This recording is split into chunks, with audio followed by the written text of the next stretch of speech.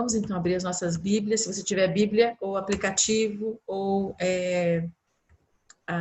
de alguma outra maneira, algum outro instrumento do seu computador, você pode abrir na carta de Paulo a Efésios, no capítulo 5, a versão que eu vou estar usando para a leitura é a versão NVI. Se você não tiver essa versão, você pode usar outra, mas se tiver com os aplicativos é mais fácil de encontrar, né? Nós vamos ler do versículo 1 até o versículo 21, e depois a gente vai estar dando sequência a essa série de mensagens a respeito do que Paulo escreveu, a respeito daquilo que o Espírito Santo de Deus inspirou o apóstolo Paulo a escrever, para deixar a igreja preparada, para deixar a igreja estruturada, para receber a palavra, o entendimento daquilo que era esperado que se fizesse, né? Que nós, como cristãos, fizéssemos, vivêssemos. E nós vamos dar sequência, então, àquilo que já temos falado nas outras semanas. Vamos à leitura, então. Portanto, sede imitadores de Deus como filhos amados e vivam em amor, como também Cristo nos amou e se entregou por nós, como oferta e sacrifício de aroma agradável a Deus.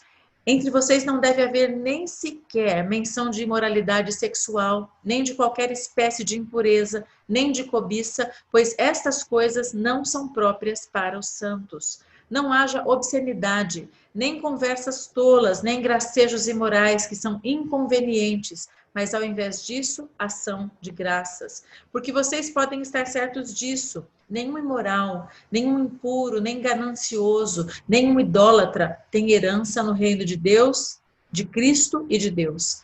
Ninguém os engane com palavras tolas, pois é por causa dessas coisas que a ira de Deus vem sobre os que vivem na desobediência. Portanto, não participem com eles dessas coisas, porque outrora vocês eram trevas, mas agora são luz no Senhor. Vivam como da luz, pois o fruto da luz consiste em bondade, justiça e verdade. E aprendam a discernir o que é agradável ao Senhor. Não participem das obras infrutíferas das trevas, antes exponham-nas à luz, porque aquilo que eles fazem em oculto, até mencionar, é vergonhoso. Mas tudo que é exposto pela luz torna-se visível, pois a luz torna visíveis todas as coisas. Por isso é que foi dito: desperta, ó tu que dormes, levanta-te dentre os mortos e Cristo resplandecerá sobre ti. Tenham cuidado com a maneira como vocês vivem, que não seja como insensatos, mas como sábios, aproveitando ao máximo cada oportunidade, porque os dias são maus. Portanto, não sejam insensatos, mas procurem compreender qual é a vontade do Senhor. Não se embriaguem com vinho, que leva à libertinagem, mas deixem-se encher pelo Espírito, falando entre si com salmos, hinos e cânticos espirituais, cantando e louvando de coração ao Senhor, dando graças constantemente a Deus Pai por todas as coisas, em nome de nosso Senhor Jesus Cristo, sujeitando-se uns aos outros por temor a Cristo. Paulo começa já no início do capítulo 1, no capítulo 5, versículo 1, dizendo: Portanto, sede imitadores de Deus como filhos amados.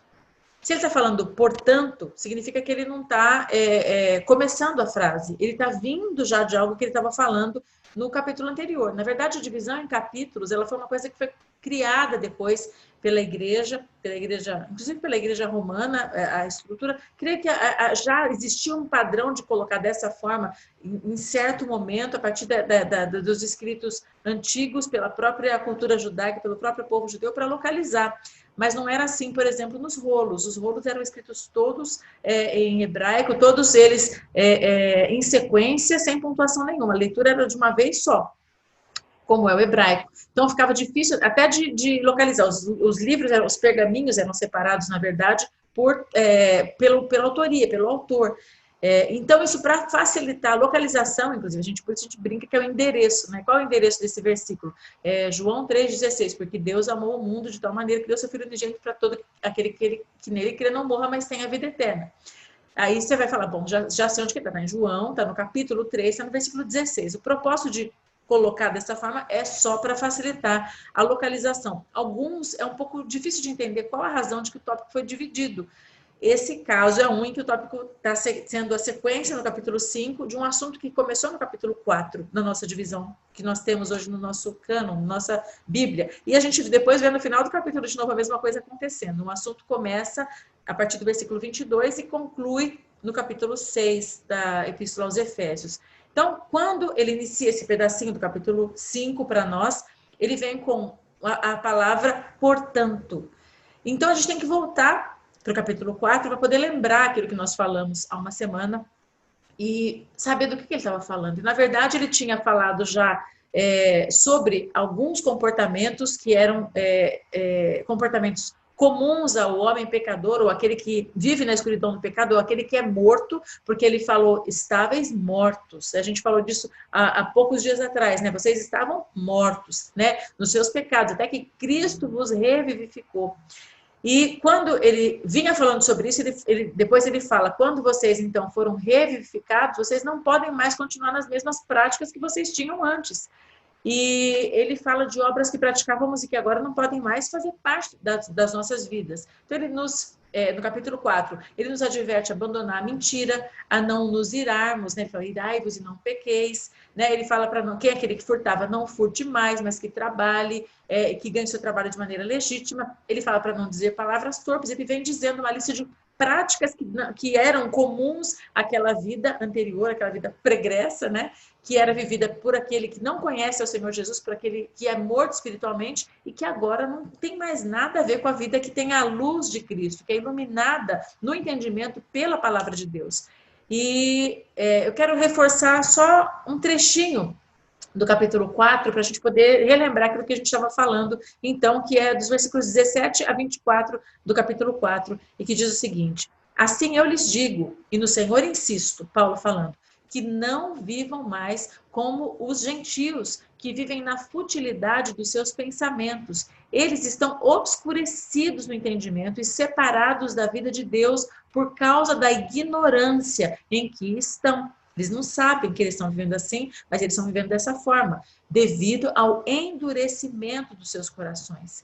Tendo perdido toda a sensibilidade, eles se entregaram à depravação, cometendo com toda a avidez toda espécie de impureza. Tem um texto em Provérbios que fala que o homem ele é repreendido, o homem que repreendido por várias vezes não se arrepende, ele tem a sua cerviz, como um burro que tem a sua cerviz quebrada, porque ele apanha, quer dizer, ele vai apanhar até que uma hora vai ter que quebrar, não tem mais conserto, de tanto que foi endurecido, né? Ele foi cauterizando, é como talvez uma queimadura, em que você queima naquele lugar, ou fere aquele lugar, e depois de novo, até uma hora que perde a sensibilidade, não percebe mais. Então, Deus fez o homem capaz de perceber o pecado, capaz de perceber o errado, capaz de ficar impactado com coisas que são agressivas, nojentas, ruins, perversas, mas o homem, às vezes, se acostuma com aquelas situações, com aquelas cenas, e é fácil de perceber como nós nos acostumamos muitas vezes. Quando a gente olha para o noticiário, meu pai usa muitas vezes essa ilustração, lembrando de situações que ele não costumava ouvir falar na televisão quando ele era adolescente, por exemplo, em termos de crime. Quando falava que alguém assassinou uma pessoa, era algo de comoção nacional. Todo mundo ficava falando, teve alguém em tal estado que assassinou alguém, né? Foi alguém que vivia em tal cidade que assassinou a pessoa. Ele usa muito um exemplo de um assassino, que era chamado um serial killer, que era o Candeeiro Luminoso, se eu não me engano o nome, ele saberia falar melhor do que eu, e que ele assassinava com faca as vítimas na porta de casa, né? Então, aquilo foi assim, algo que trouxe muito terror. E hoje, nem é noticiado mais quando alguém é assassinado, a não sei que seja alguém importante, porque é comum, todo dia, tem inúmeros assassinatos acontecendo, em todos os lugares, tiro de bala perdida, várias situações acontecem ruins, né, de roubos, de furtos, de crimes grotescos, e um ou outro vem à tona, mas assim, rapidamente é esquecido. Às vezes a gente se choca de ver que o repórter quando conta uma notícia como essa, ele fala, né, termina aquele assunto, vem o intervalo, depois ele vem falando de Copa do Mundo, vem falando de Olimpíada, vem falando de futebol, como se fosse uma coisa assim, aconteceu mais um problema, aconteceu mais uma situação, né? E nós nos acomodamos com as situações da mesma maneira, né? Nós passamos a achar normal. E se tornou tão normal também lidar com a morte, com o assassinato, que são esse exemplo que eu estou usando, que nós vemos, por exemplo, os jogos de computador, jogos de televisão, jogos que os nossos filhos muitas vezes jogam, que envolvem, às vezes, eu vi uma vez, nem tem muito tempo isso, o Renieri me mostrou, um rapaz, ele entrou numa mesquita e ele colocou o nome do vídeo como se fosse, eu não vou saber o nome do jogo, porque eu não entendo nada desses jogos, mas é um jogo que a pessoa entra com uma arma e você vê só a arma e ele vai matando.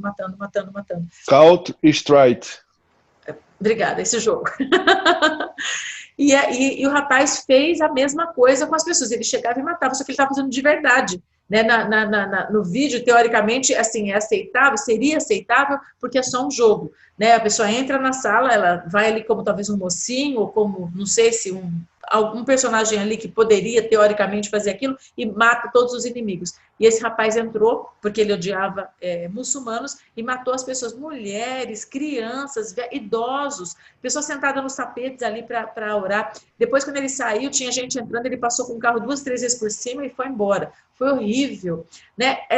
Se torna uma coisa tão fazendo parte da realidade da nossa sociedade, que pessoas loucas como esse rapaz já não conseguem mais diferenciar quando ele está jogando, quando ele está vivendo. Né? Ele abria o porta-malas do carro, porque eu via o vídeo inteiro, eu fiquei muito chocada com aquilo, ele trocava as armas, ele ia lá, trocava as armas, tinha várias armas ali dentro. Espingardas, rifle, pistola, sei lá eu, né, metralhadora, um monte. E ele atirou muito, ele já entrou atirando e foi matar, parecia realmente um jogo aquilo, de tão bizarro e absurdo que foi. E a gente tem muitas vezes a nossa consciência cauterizada. Eu estou usando esse exemplo para mostrar o quanto é fácil a consciência se cauterizar. É só repetir. Nós vemos, por exemplo, a maneira como as moças se vestem nas ruas, né? Há alguns anos atrás, né? Talvez sei lá, uma geração atrás, eu lembro quando, por exemplo, a geração que é chamada da geração Xuxa começou a usar esses micro shorts que ela introduziu, né? Eu lembro que, inclusive, o chamado da minha mãe para trabalhar com o Ministério de Crianças, aliás, para abrir o projeto social Espaço da Criança, foi num congresso que ela foi, da PEC, se eu não me engano, que ela sempre amou, e foi falado que a geração Xuxa tinha sido uma geração perdida, que não havia mais salvação, e poucos daqueles poderiam entrar no céu, porque foi uma geração tão corrompida com a sensualização das crianças, com a sensualização do vestuário das crianças, para tornar pequenininhos com cara, dando a impressão que eram miniatura de adultos, para aumentar, isso por parte do diabo, nem por parte da atriz, no caso, né, porque ela representava um papel ali. Mas, logicamente, sendo guiada por espíritos malignos que levaram aquela ideia de sensualizar aquela geração inteira, as crianças começaram a parecer miniaturas de adultos, com micro shorts, com mini tops, com roupas que davam cheias de brilho, batom, maquiagem, luz no cabelo. Então, a menininha de 7 anos parecia uma moça de 25, vestida de uma altura pequenininha. Isso aumentou e tornou, multiplicou os casos de abuso sexual, de iniciação sexual por parte das crianças, entre crianças, houve um estímulo exagerado. Então, em questão de uma década, ou talvez uma década e meia, toda uma geração passou a se vestir de uma maneira muito mais vulgar, muito mais profana. Né? Eu lembro, quando eu era adolescente ainda, que usar short era uma coisa que era só para a praia, quando você estava na praia. Né? Não era uma coisa que se vê. Aqui a gente vê as moças com o corpo, parece que elas estão vestidas para dormir, né? Com o corpo totalmente exposto, tanto em termos de short, quanto em termos de blusa ou body, seja o que for que elas estiverem usando. E isso vai se tornando tão comum que as primeiras vezes que a gente vê, você choca, fala, como que essa mulher, né, com esse corpo, dessa idade, se expõe dessa forma? Depois, tá normal, tá na moda, todo mundo usa. Eu não uso, mas a maioria usa, assim, não choca mais. Então, é isso que o texto está falando, vai perdendo a sensibilidade. A gente vai parando de achar que tem problema. Aí os nossos próprios filhos começam a requerer usar também essa mesma moda, porque todo mundo usa, porque todo mundo faz, porque quem não faz é careta. E a gente começa a se acomodar, a se acomodar, a se acomodar e achar que é normal, que é natural. Existe um limite de normalidade, existe um limite em que é normal, desde que não se fira o pudor. Primeiro lugar, para as mulheres, falando em termos de traje, de vestimento, é não se ferir o pudor. Em segundo lugar, que não seja sensual, né? Que não expõe o corpo, não atrai os olhos dos homens para pensar de maneira pornográfica a respeito de uma mulher. Né? Então, assim, a vestimenta tem que cobrir o suficiente para que não cause essas duas coisas. Não deixe, não fique impudico, não fique de uma maneira exposta, vulgar, e ao mesmo tempo não chame a atenção dos homens com olhares de cobiça, para que não aconteça um pecado mesmo em pensamento. E muitas vezes é difícil de conseguir estabelecer isso porque nós nos acostumamos. Tá tão normal usar, sei lá, tomara que caia, tá tão normal usar blusinha curta com a barriga de fora, unindo com a saia, tá tão normal usar shorts, micro shorts, que você vê, né, o útero da pessoa, é normal, todo mundo, ficou tão normal que nem chama mais atenção. Esse é um engano do diabo, né? Esse é um engano do inimigo. A gente vê, sim, a gente só se acostuma com isso, mas não significa que isso seja agradável aos olhos de Deus. A Bíblia não fala para a gente usar roupas que nos cobrem da cabeça, fechando os olhos, cobrindo as mãos e os pés, não fala isso, mas nós temos que nos vestir, sempre a gente encontra com trajes que são decentes, né? A decência é o padrão. E aí ele fala que, tendo perdido toda a sensibilidade, se entregaram à depravação, cometendo toda avidez e toda espécie, com avidez, aliás, toda espécie de impureza. Todavia, não foi assim que vocês aprenderam de Cristo, né? De fato, vocês ouviram falar dele e nele foram ensinados de acordo com a verdade que está em Jesus. Quanto à antiga maneira de viver, vocês foram ensinados a despir-se do velho homem que se corrompe por desejos enganosos e a revestir, serem reprovados no modo de pensar e a revestir-se do novo homem criado para ser semelhante a Deus em justiça e em santidade provenientes da verdade. Ou seja, o desafio é grande. Vestir num padrão de Deus, a gente pode olhar para Deus na imagem de Jesus que se fez homem, num padrão de justiça e de santidade que vem da verdade nele em nós. Esse é o nosso papel, esse é o nosso desafio, é isso que Paulo nos desafia a fazer aqui.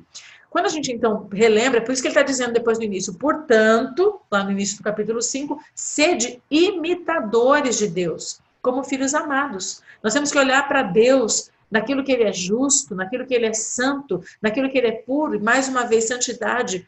A gente às vezes pensa em santidade, pensa assim, a nossa imagem é a imagem romana, muitas vezes, né? Um homem que se destacou na antiguidade, sei lá quantos anos ou quantos séculos atrás, e aconteceu um milagre de cura para ele, talvez, através da instrumentalidade dele, e aí depois passou a ser alvo de receber orações para interceder perante Deus. O que não existe, a palavra de Deus diz que há só um mediador entre Deus e os homens, Cristo Jesus, homem. Mas quando fazem a imagem desse homem, né, a figura dele numa estatueta, colocam uma auréola em cima, dizendo, esse homem é santo. Então essa imagem que a gente tem, alguém que fez algo sobrenatural, que viveu uma abstinência absurda, alguém que por causa dele aconteceu um milagre, foi muitos sinais, e agora ele intercede a Deus. Não tem nada a ver com santidade isso. A palavra santidade significa separação. É simples assim. Por isso que Deus fala, sede santos como eu sou santo. Quando ele deixa para Israel a lei, olha que lei engraçada, curiosa que Deus deixou. Ele falou para que as pessoas lá no Israel antigo, quando estavam no deserto ainda vivendo, fizessem paz. E que com essas pazes eles deveriam cavar buracos na areia para enterrar os dejetos, enterrar as fezes. E ele falou assim, porque eu vou passar no meio do arraial de vocês e eu sou santo. Eu não quero me contaminar. Já parou para pensar nisso? A higiene é algo que é necessário para manter a vida de santidade, porque Deus, até com impurezas, mesmo ele sendo Deus e Criador de todas as coisas, ele não se aproxima de nada que é sujo, de nada que é dejeto, nada que cheira mal, nada que apodrece, nada que é asqueroso, nem no reino físico ou no reino espiritual, não importa.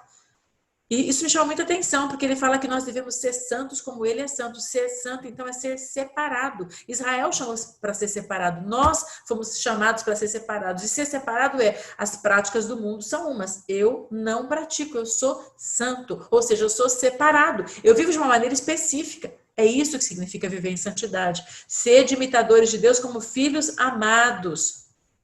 Porque Deus nos perdoou, né? Lá em Efésios 4:32, fala que Deus em Cristo vos perdoou. Por isso ele nos perdoou daquelas práticas antigas. E agora nós temos que ser imitadores de Deus em relação ao amor, em relação à santidade, em relação à justiça, para viver a mesma justiça que ele pratica, em relação a todas as pessoas que estão ao nosso redor, com os mesmos olhos de justiça, né? Não com peso um para os outros e dois para mim, né? Assim, as pessoas, a gente nunca encontra justificativa, mas fez aquilo, mas fez aquilo. Ah, mas eu fiz por quê? Porque, na verdade, quando fiz, eu tinha uma razão, né? A gente sempre tem um senão para o nosso lado e para os outros diferente, né? Por isso que Jesus fala, quando você acusar alguém, olha primeiro para a trave que está no seu olho, porque você olha aliás, olha para a trave que está no seu olho, você olha o cisco no olho do seu irmão e não percebe que no seu tem uma trave enorme, né? Um pedaço de madeira gigante e você está olhando um cisquinho no olho dele. É mais fácil julgar o outro do que julgar nós mesmos. Por isso que Deus fala, sede justos. Quando nós nos julgamos primeiro, é muito melhor, muito melhor. Já sair reconhecendo que você fez errado e aí você vai ter misericórdia do que sair apontando para os outros. Ele fez errado, porque aí quando vem a justiça de Deus, fala assim, tá, ele fez errado. E você? Porque Deus, ele vê todas as coisas. Ele vê fora de nós as ações e ele vê dentro de nós as intenções, que é o que é pior de ser julgado perante Deus. E como filhos amados, né, como crianças amadas, né, como também Deus em Cristo nos amou, lá fala em 1 João 4,19. Versículo 2 fala, andai em amor, como também Cristo vos amou e se entregou por nós em sacrifício de cheiro suave ao Senhor. Quando fala que ele se entregou por nós sabemos como foi através de morte, e morte de cruz. Ele pagou o preço por nós. Então, assim, o preço não foi barato para que nós pudéssemos ser alcançados. Por isso, assim, nós temos mais do que obrigação de viver uma vida santa, ou seja, uma vida separada, porque ele nos comprou. Nós somos comprados por ele com preço de sangue, sangue puro, sangue santo. O mínimo que eu posso fazer é viver separado, não é ficar questionando, como muitas pessoas questionam. É uma das coisas que mais me irrita. Eu sou calma, da minha família eu sou a mais calma. Eu e Samuel, eu creio que nós somos os mais calmos, que minha família aqui de casa não escute. Porque mesmo sendo calma, eu sou brava. Mas ainda assim, de nós 7 lá, da família, meu pai, minha mãe e meus irmãos, eu sou a mais calma entre os irmãos. Das meninas, pelo menos, eu sou a mais calm down, como diz a Radassa, né? Calm down é assim, vocês sabem. E aí, uma das coisas que me tira do sério é quando alguém tenta justificar, ou tenta argumentar comigo que a Bíblia não é assim tão radical, né? Que assim, Deus ele não exige isso da gente, porque a pessoa está tentando enlarguecer, não sei se existe essa palavra, a liberalidade para ela poder avançar por caminhos do mundo em que são confortáveis para ela, ou seja, essas práticas do mundo são tão boas e assim, tipo, não tem nada a ver, eu posso fazer, eu posso curtir talvez uma boate, eu posso ir num bailinho, vou ser bem claro com você, já que a gente está formando, né, então você falar a verdade, sei que vai para a internet, mas não tem problema não, porque eu penso assim mesmo, eu creio dessa forma, eu vivo dessa forma, eu vou falar daquilo que eu vivo, daquilo que eu aprendi, daquilo que eu vivo. Então, não me importa quem pensa diferente daquilo que eu acredito, porque eu vivo com base na palavra. E se alguém trouxer argumento diferente e conseguir provar na palavra dessa forma, quem sabe a gente pode mudar a maneira de crer. Mas quando eu olho para esses textos que nos desafiam a viver em santidade e olho para alguém tentando me provar, mas escutar a música do mundo não tem nada demais. Eu escuto uma Sara Shiva, por exemplo, que foi do mundo por muitos anos, filha de cantores famosos, né, dos novos baianos, o Pepeu Gomes, a Baby Consuelo, que viveram uma vida, como eles mesmos falaram, uma vida que era tipo vida de hippie, moravam sei lá quantos juntos dentro de um lugar, e ela cresceu naquele ambiente de liberdade em que os pais não colocavam regras, e quando ela se converteu com Jesus falando com ela, numa experiência real, ela buscava em tudo quanto era coisa, e ela, uma vez eu vi ela dando testemunho, já faz uns 4, 5 anos, acho que antes até, falando que a música tem corpo, que a música é criada no reino espiritual e ela ou ela adora a Deus ou ela adora o diabo. Eu já sabia disso, eu sempre criei dessa forma, mas ainda há cristãos, não são ímpios tentando provar, são cristãos tentando, né, querendo beber um pouquinho das coisas do mundo e tentando justificar, mas é só música, mas são palavras de amor, só que aquilo não foi feito para adoração de Deus. Eu não sei a origem, né? Eu vejo que muitos dos compositores, eles são pessoas que fazem pactos com o diabo para poder fazer sucesso, para ficarem ricos. Muitos são usuários de drogas, muitas letras têm versão ao contrário. Existia um grupo quando eu era menina, adolescente, pequena, porque eu lembro que eu tinha, sei lá, 4, 5, 6, 7 anos na igreja, esse grupo Elo ia muito na nossa igreja, sempre o pastor chamava, e depois, já adolescente, meu pai chegou a chamar também algumas vezes, e até que o grupo, não sei se existe ainda, se desfez, mas eles pegavam muitas músicas e eles faziam a rotação ao contrário, e várias letras que eram compostas tinham uma mensagem satânica no reverso, e eles descobriram isso através de um outro ministério americano que fazia a mesma coisa, porque descobriram, através de pessoas que se converteram, que letras eram compostas com base em consagrações específicas, letras dadas por demônios, inspirações, em que a pessoa falava, por exemplo, vou usar uma música que eu lembro dessa época, daquele grupo porto-riquenho, dominó não, Menudo, né? Eles falavam, não se reprima, alguma coisa assim, aí no final era Satanás vive, e é porto-riquenho. De um lado era não se reprima, alguma coisa, quando virava o contrário, ficava claramente escutando, Satanás vive, e é porto-riquenho.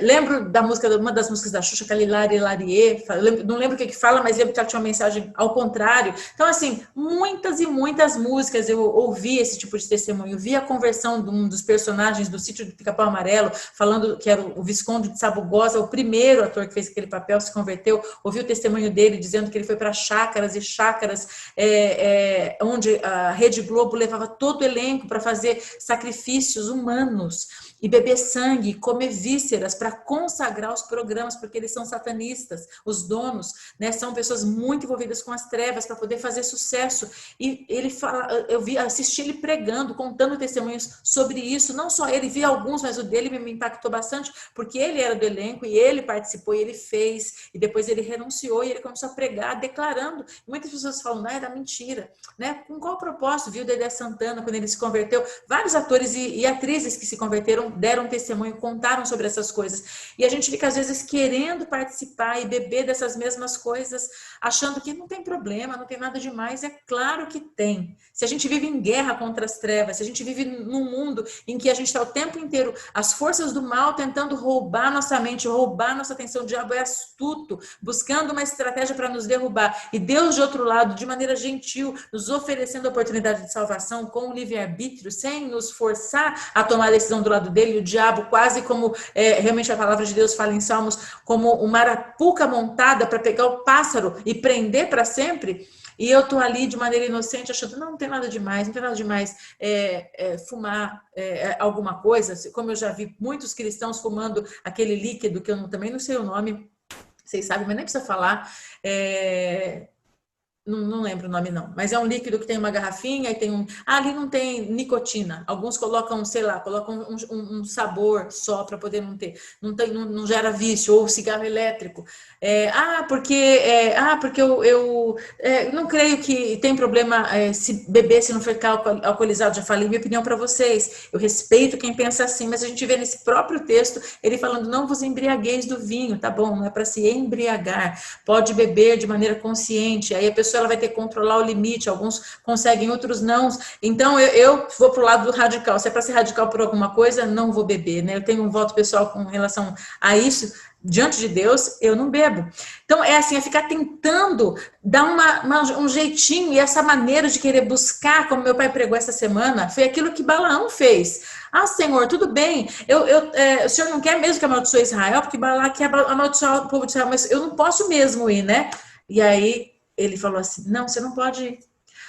Aí vieram de novo os homens de Balaque, olha, ele está pagando um preço alto, um valor grande que ele quer te dar se você for lá para amaldiçoar, porque as tendas de Israel estão ao redor do povo, ele está morrendo de medo que eles vão destruir a terra, ele vai perder o reino, ele vai perder a terra, as plantações, tudo. E aí ele, Senhor, eu não posso mesmo ir, assim, eu não posso ir, tem certeza? Né? Ele ficou insistindo, Deus falou, tá bom, vai. pode ir. Só que não pode amaldiçoar o povo.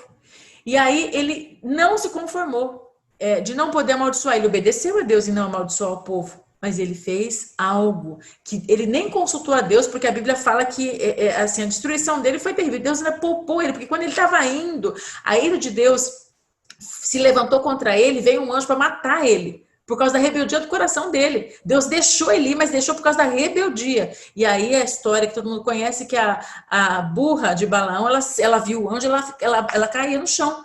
E ele batia nela, e batia até que Deus abriu a boca para ela, para humilhar ele. Falou assim, por que você está me batendo? Eu não te fiz nada, eu sempre fui sua serva. Porque você não está indo para o lugar que eu quero. Falei, mas você não está vendo o anjo do Senhor com a espada? Ele vai te matar, eu estou só te protegendo. E aí ele entendeu que realmente alguma coisa estava muito errada ali. Ele foi preservado naquela hora, mas ele ficou o recado de que Deus não se agradou dele estar com o coração tão movido para ir. E ele não amaldiçoou o povo, mas ele ensinou que se o povo se misturasse com as mulheres daquele povo, ia cair idolatria, e aí sim eles iam ser amaldiçoados. Ele deu um jeito do próprio povo se amaldiçoar. Por isso que é falado que o conselho de Balaão é com que trouxe maldição sobre Israel. E veio destruição sobre ele depois. Porque Deus fez com que viesse Israel e trouxesse morte. Ele foi morto naquela batalha. Só que as consequências sobre o povo aconteceram. E por que aconteceu aquela morte dele? Porque ele tinha rebeldia.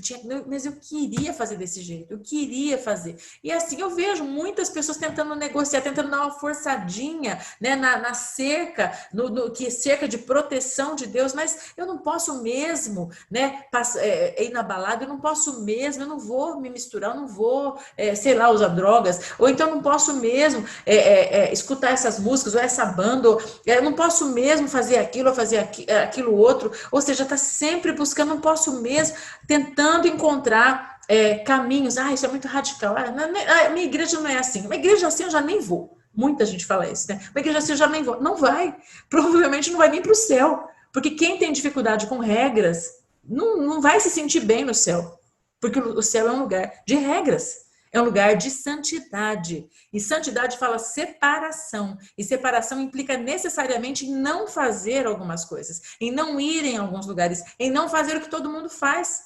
Se para ser santo eu tenho que caminhar na direção oposta, é óbvio que eu tenho muitas regras. É óbvio que eu tenho que me condicionar e me limitar a diversos comportamentos que são práticas que os outros todos podem fazer, mas eu não. E se eu não estou de acordo com isso, o meu lugar não é a igreja, que é corpo de Cristo, e o meu lugar não é o céu. Eu estou indo para o lugar errado.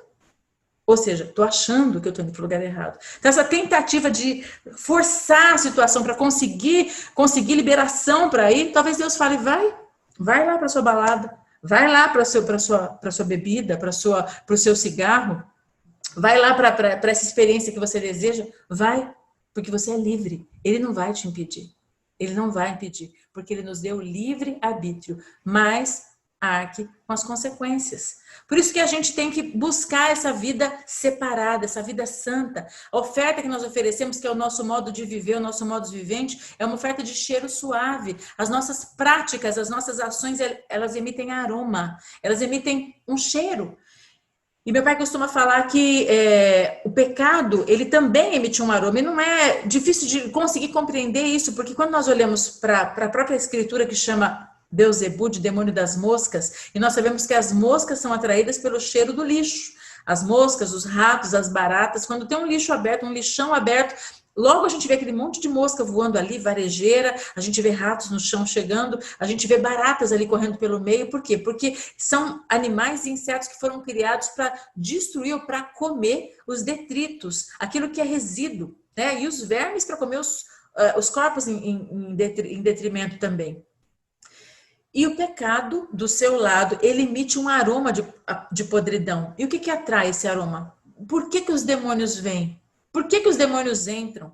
Porque eles sentem o cheiro das nossas práticas, o cheiro do pecado. É essa legalidade que muitas vezes ninguém consegue enxergar e acreditar. Manda o demônio embora. Ora por mim, estou em opressão. A gente ora, a gente pede proteção de Deus, só que não adianta se o cheiro que está saindo é lixo. Porque o pecado emite aroma. Se da sua vida tem aroma sendo emitido, que atrai demônios, não tem oração que possa impedir. Eu posso orar para que ele não venha, mas na hora que o pecado começa de novo a emitir aquele aroma, os demônios vão voltar. É igual afastar os ratos do lixo. Na hora que eu virar as costas, eles estão lá tudo de volta. Ou enxotar as moças que estão em cima do lixo. Na hora que eu virar as costas, elas voltam todas para o lixo. É impossível. Mas quando a minha vida emite o bom perfume de Cristo, ou seja, um aroma de santidade, a presença de Deus é atraída. A glória de Deus vem para aquele lugar. E Deus se agrada de viver nesse ambiente. É por isso que nós temos que orar, Senhor Deus, habita na minha casa, mora nesse lugar, mas eu tenho que estar com a casa limpa. Não dá para estar com a casa interior suja, porque não tem como, ele não consegue. Ele não consegue viver no lugar que é sujo, ele não consegue se contaminar. Lembra da experiência que eu contei para vocês já algumas vezes do copo d'água que caiu, que Deus me deu, né, um copo de água pura e pingou uma gota de água de esgoto e mandou eu beber? Eu falei, eu não consigo. Ele falou assim, tão pouco eu consigo viver com o pecado, eu não consigo nem as pequenas concessões, porque uma gota só contamina tudo. Eu não consigo. Ele não habita. Não é nem que ele não queira. Talvez eu até para agradar a Deus, eu deveria ter bebido aquele copo de água com uma gota de esgoto, mas eu não consegui. Era intragável para mim. E ele quis me mostrar o quanto para ele é intragável o pecado em nós também. O versículo 3 fala assim, mas o pecado sexual e toda a impureza e cobiça nem mesmo se nomeia entre vós. E o 4, nem imoralidades, nem palavras tolas, nem escárnios, não convém. Em vez disso, atos de gratidão. Gente, deixa eu ver aqui os 5. Vamos ver lá o 3 e o 4 por enquanto. Quando a gente vai falar sobre nem se nomeia entre vós, né, é para nem achar graça. A gente vê hoje em dia, por exemplo, muito stand-up comedy, inclusive no nosso meio, no meio cristão, infelizmente. Mas o palhaço, que é o símbolo da piada, da risada, ele é baseado, a figura do palhaço, ele é baseada numa imagem de um demônio, que é o sátiro, que é aquele que tira a gozação, que expõe, que tenta humilhar a pessoa de maneira sarcástica o tempo inteiro. Não vem de Deus. Deus não faz isso com a imagem de alguém. Então a gente vê pessoas imitando pessoas que fazem práticas imorais, como por exemplo a homossexualidade. Então você vê pessoas cristãs tirando gozação de pessoas que têm essa prática, agindo com trejeitos, com fala, sendo que ele está falando que é um pecado sexual e impureza que gera cobiça e que não pode nem se nomear, ou seja, não pode nem ser dito no vosso meio. Ou piadas. Quantas piadas usando esse tipo de situação são ditas também no nosso meio? Ele fala, como convém a santos, ou seja, pessoas separadas. Não se nomeie entre vós. Ele fala também nem imoralidades. Essa palavra imoralidades, eu fui lá buscar ela no grego, e a palavra é porneia, que é de pornografia. Olá. Efésios 5:5, imoral, fala de fornicador, fala de pornografia, vem da palavra porneia. Então, todo tipo de coisa relacionada a qualquer tipo de deturpação, abuso, exposição de algo que é para ser privativo do casal, a sexualidade santa, né? A palavra de Deus fala que seja o nosso leito imaculado, sem mácula, sem sujeira, né? Até a prática sexual entre o casal existe a prática pura, existe a prática de um casal casado ao modo sodomita, ao modo pecaminoso. A gente vai falar disso talvez em outro momento, talvez uma live para casais. Mas existe a prática santa, que é a maneira como Deus estabeleceu para que seja puro realmente. Então, as imoralidades, as formas mundanas de se praticar esses tipos de atos, elas também trazem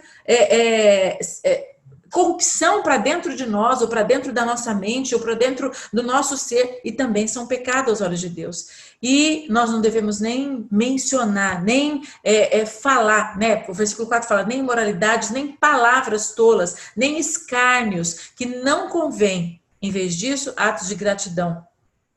Pois sabeis disso, que nenhum pecador do sexo, na versão que eu estou lendo aqui, ou impuro, pecador do sexo, que também em algumas versões fala imoral, né? Ou impuro, ou ganancioso, que é idólatra, tem herança no reino de Deus. Olha como está tudo ligado. Pecador do sexo ou imoral, ou aquele que se apega à pornografia com impureza, que na verdade a impureza é o que contaminou aquilo que era puro, ou seja, santo, ganancioso, que é idólatra.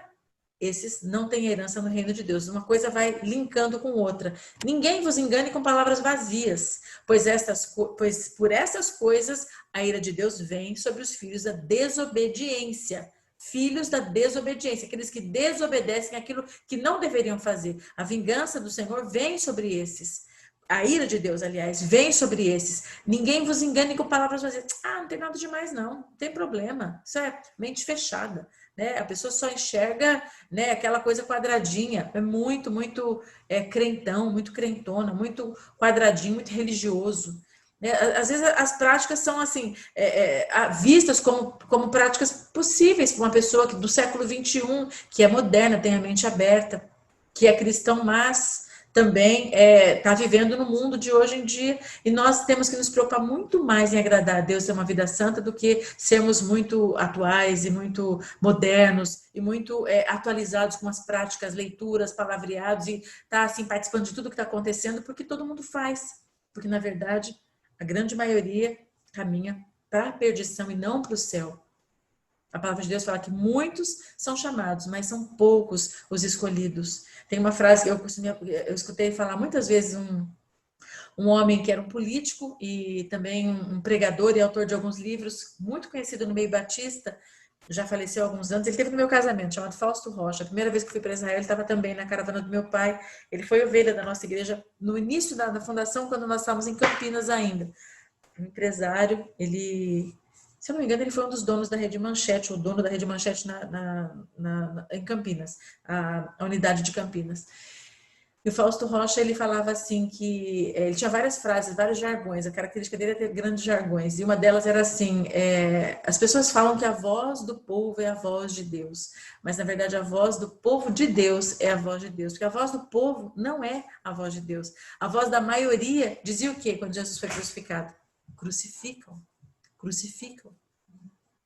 Sempre as grandes multidões são pessoas que estão com a cabeça assim solta, tentando se encontrar no meio da multidão, e aí tem aqueles que têm um propósito político já intencional, insufla a maioria, como são, por exemplo, as mídias, os canais de televisão, como são as novelas. Tem pessoas que têm politicamente arranjos ou interesses, e aí insuflam uma grande maioria que está completamente anestesiada, seguindo o fluxo, e a falar aquilo que você pega um estádio de futebol, todo mundo grita a mesma frase, grita o mesmo palavrão, grita a mesma besteira, porque um falou, todo mundo repete. Então, não é porque todo mundo fazendo que é bom. Ao contrário, eu sempre penso que está todo mundo indo para um lado, provavelmente aquele não é o lado certo, provavelmente. O versículo 7 fala assim: não sejais parceiros deles, porque antes vós erais trevas, mas agora sois luz, andais na luz, porque o fruto da luz consiste em toda bondade, justiça e verdade. Mais uma vez ele usando o fruto do Espírito, o fruto da luz. A palavra de Deus fala que o nosso Deus é o quê? O Pai das luzes, em quem não há mudança nem sombra de variação. Ele é toda a luz. A Bíblia fala lá em Apocalipse que na eternidade não vai haver sol, porque toda a luz vem de Deus. Ele é a luz. Então, qual é a obra que vem da luz, ou fruto que vem da luz? Bondade, justiça e verdade. Exatamente aquilo que nós somos desafiados a ser iguais a Deus em bondade, iguais a Deus em justiça, iguais a Deus em verdade. São 3 coisas que não dão popularidade. São 3 coisas que não te fazem ter promoção no trabalho. Se você for muito bom, se você for muito justo, se você falar muita verdade, você não vai ter bom resultado profissional no mundo. Porque as pessoas querem aquele que puxa o tapete, aquele que tem habilidade de fazer trapaça, de fazer uma negociata, de enrolar o outro, de passar a perna, de passar por cima das pessoas, né? De dar os seus jeitinhos. Não é popular no nosso mundo ser bom, não é popular ser justo, e muito menos dizer a verdade. Mas esse é o nosso desafio, ou seja, é andando sempre na contramão, é fazendo o contrário do que nós aprendemos no mundo, buscando descobrir o que agrada ao Senhor, e não participeis de obras infrutíferas das trevas, pelo contrário, reprovai-as. Não participar é uma parte, reprová-las é outra parte. Porque a gente também muitas vezes fica quieto. A gente fala, eu não faço isso. Mas se ele está fazendo, ok. E eu não estou falando aqui de pessoas ímpias, estou falando de pessoas salvas.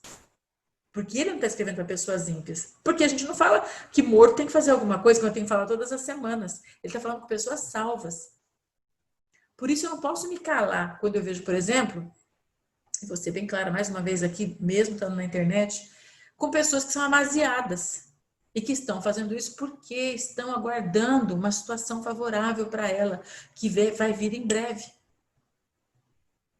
Porque é pecado ser amaziado. Eu não posso ser conivente. Eu posso ter misericórdia. Eu posso dar a pessoa e ter compaixão. Eu sinto muito. Mas é pecado. Não tem como falar que não é pecado aquilo que é pecado. Não existe nada que justifique falar que, bom, tem uma causa que é justificável. Não tem sim, não e não, sim. Seja o vosso sim, sim. Seja o vosso não, não. Quando a Bíblia fala que a gente não pode fornicar, que a gente não pode adulterar, as práticas sexuais elas reiteram muito. Vocês podem ver em Provérbios toda hora, toda hora, toda hora. Os textos de cartas para as cartas da igreja voltam muito, porque é onde o homem incorre demais. O homem, que eu falo, é o ser humano, incorre demais. Se você for olhar, o homem vai buscar muito dinheiro para quê? Para atrair muitas mulheres. Porque sempre está relacionado drogas, sexo e mulheres, porque a ambição é de ter dinheiro, poder e fama, né? E aí poder usufruir.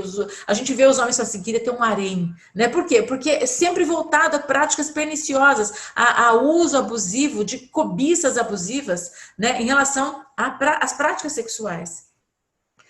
Ele fala, não participeis, pelo contrário, reprovai. Então, quando eu vejo uma prática, eu não posso só dizer, bom, eu vou ficar quieto, eu não faço. Eu posso fazer isso, não estou falando que não pode fazer, mas quando, eu não estou falando também para você sair apontando na cara das pessoas e dizendo, isso que você está fazendo é pecado, isso aqui está fazendo, não é isso. Você vai comprar briga com todo mundo, embora eu mesma não me preocupe em comprar briga com ninguém, não é isso, mas não é isso que eu estou falando, nem é isso que o texto está dizendo também.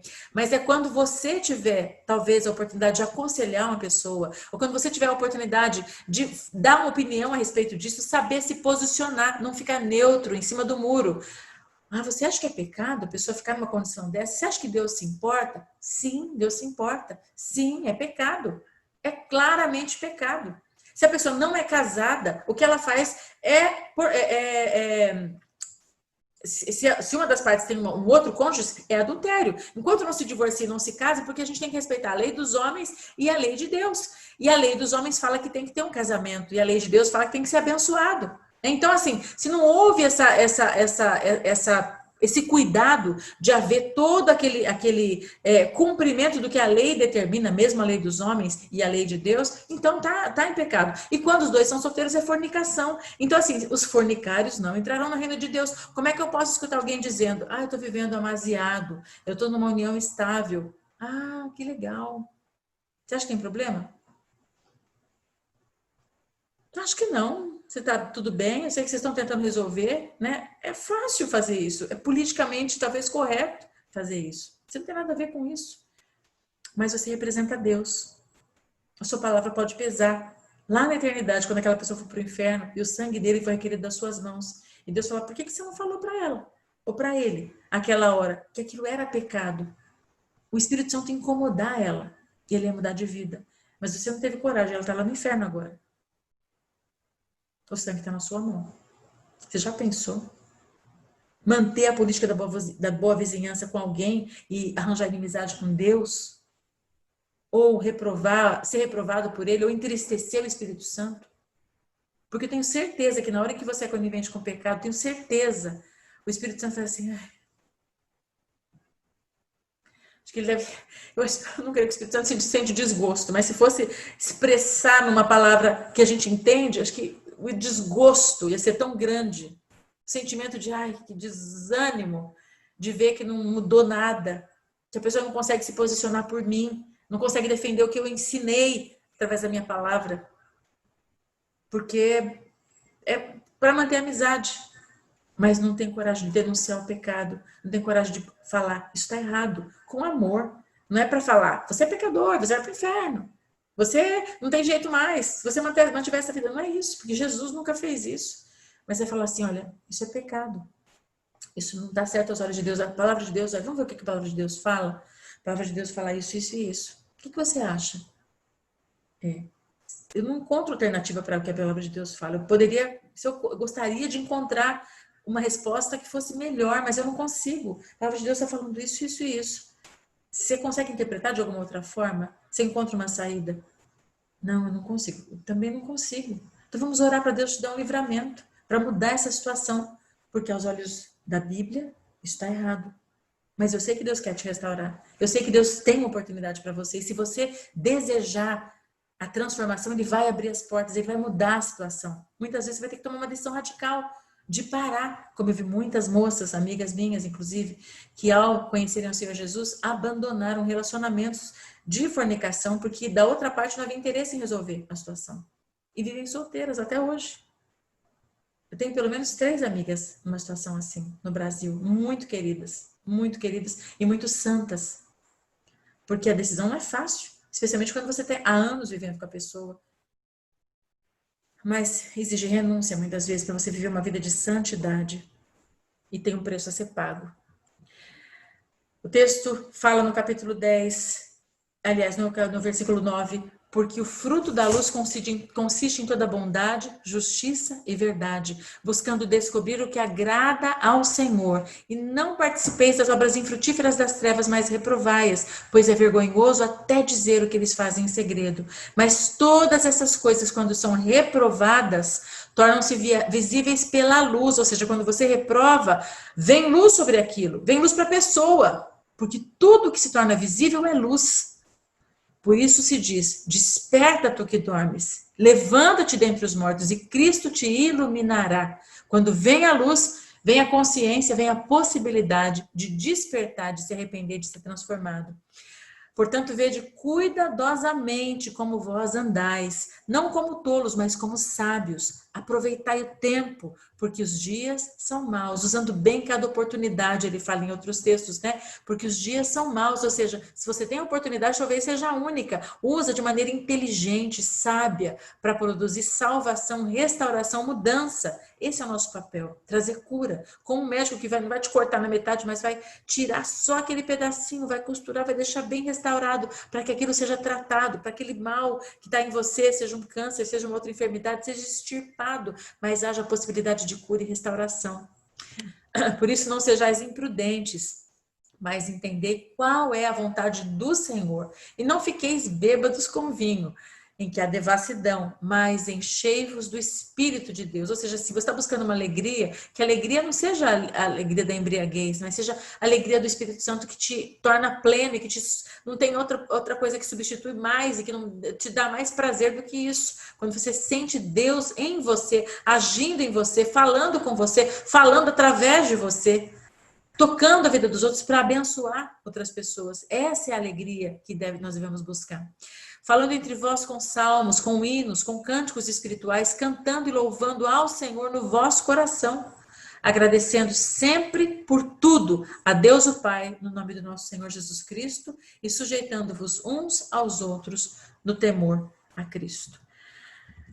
Era isso que eu queria compartilhar nessa noite, nesse fim de tarde, e desafiar não só vocês, mas a mim mesma, a minha própria família, cada um de nós, a termos a consciência de que o viver cristão é um viver que nos leva a caminhar sempre na contramão. O mundo está indo numa direção e nós vamos na direção oposta. Não é fácil, com certeza não é fácil. Como não é fácil fazer um regime, como não é fácil adotar bons hábitos, talvez hábitos de disciplina, de rotina de exercícios físicos. Pensa bem, dieta é bom? Não, é bom fazer, mas o resultado é excelente. Atividade física é boa? Pouca gente gosta, que eu conheço. A maioria faz por disciplina, mas é excelente para a saúde, é necessário. Alimentação saudável. Quando você fala de alimentação saudável, os narizes torcem, né? Pessoas que gostam de coisas assim, mais sanduíche, fritura, doces, muitos doces, já torcem o nariz. Por quê? Porque comer fruta, salada é saudável, mas não é tão atrativo. Depois se torna um hábito mais atrativo por causa do benefício. Mas se você puder escolher entre uma maçã e um pedaço de pudim, certamente o pedaço de pudim vai sair ganhando. né? Entre um prato de salada e um prato de coxinhas, olha, é difícil alguém que vai decidir pelo prato de salada, a não ser por disciplina, né? Porque o prato de coxinhas realmente é muito melhor.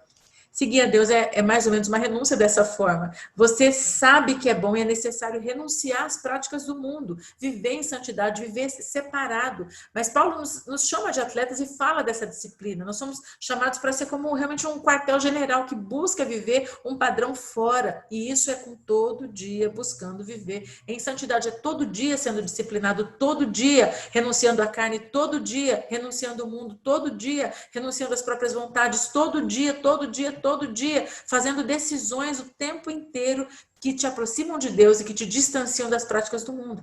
Tem hora que a gente cai, tem hora que a gente explode, tem hora que a gente se irrita, tem hora que a gente peca.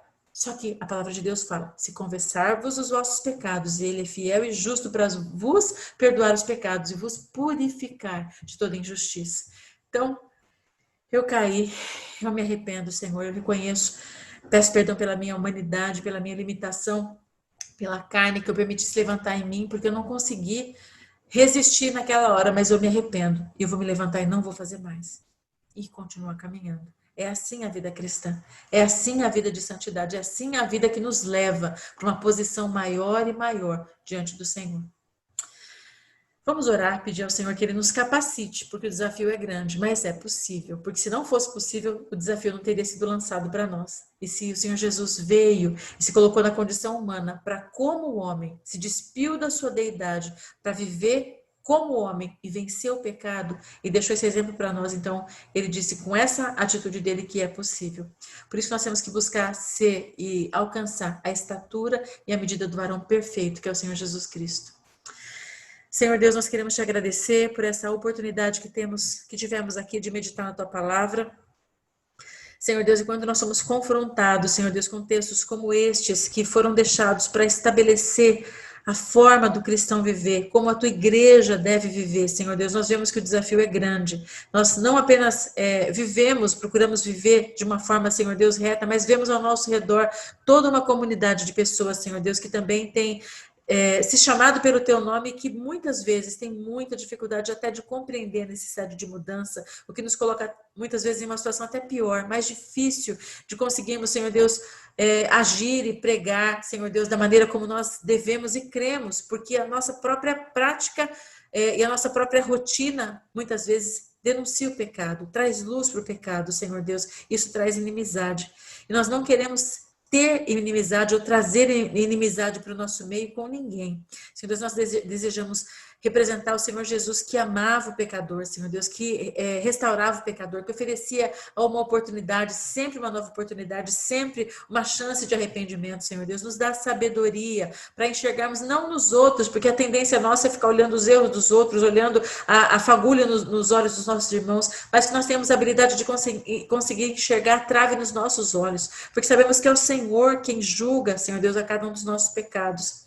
E que ao sermos confrontados, Senhor, com as práticas que são do mundo, por cristãos que ainda caem nessas práticas, que saibamos com amor ajudá-los a se levantarem, a ter palavras sábias para ajudar a eles a mudarem de vida, para encontrarem santificação, restauração e bênção do Senhor. Nós sabemos que a vontade do Senhor é boa, perfeita e agradável, não só para a nossa vida, mas para todos. E nós sabemos que o Senhor tem oportunidade de restauração para todos, meu Pai. Que nós sejamos usados como canais de bênção e de transformação e de restauração na vida daqueles que precisam, Senhor Deus. Esse é o nosso desafio. Nós não queremos ser juízes de ninguém, nós não queremos julgar nenhuma pessoa e nem ficar olhando para a vida das pessoas e colocando o dedo e apontando para elas, Senhor Deus, como acusadores, porque nós não faremos parte dos assistentes de defesa, dos assistentes de acusação do diabo, que está diante do teu tribunal acusando, inclusive a nós, dia e noite. Nós não queremos fazer esse papel, mas nós queremos, Senhor Deus, como Senhor Jesus, interceder por essas pessoas,